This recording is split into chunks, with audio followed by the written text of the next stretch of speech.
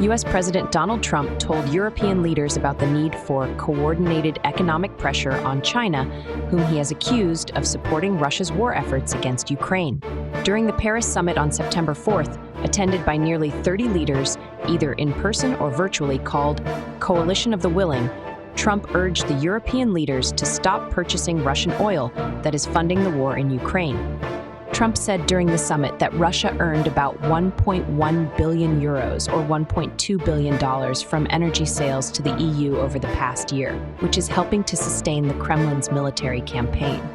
According to CRIE, EU imports of Russian fossil fuels in the third year of invasion surpass financial aid sent to Ukraine.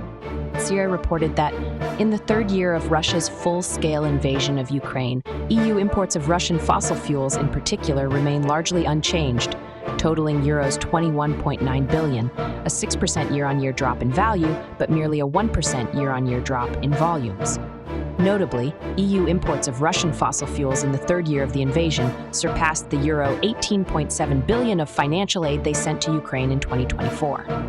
Russia's total global fossil fuel earnings in the third year of Ukraine's invasion reached euro 242 billion, 8.3% lower than euro 264 billion in the year preceding the invasion. The three biggest buyers of Russian fuels were China at euro 78 billion, India at euro 49 billion, and Turkey at euro 34 billion, accounting for a total of 74% of Russia's total revenues.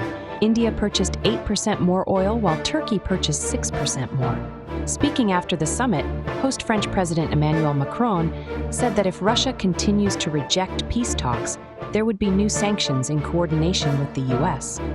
Trump has previously indicated severe sanctions on Russia if it does not make a peace deal. CRIE reported that Russia has increasingly relied on shadow vessels to avoid the hosts of sanctions by rerouting embargoed oil to non-sanctioning countries, as evidenced by only an 8.3% drop in oil revenue in the third year of the war than before the war. Russia has about 558 shadow tankers that transported 61% of Russia's total seaborne oil exports, or 67 million tons, valued at euro 83 billion.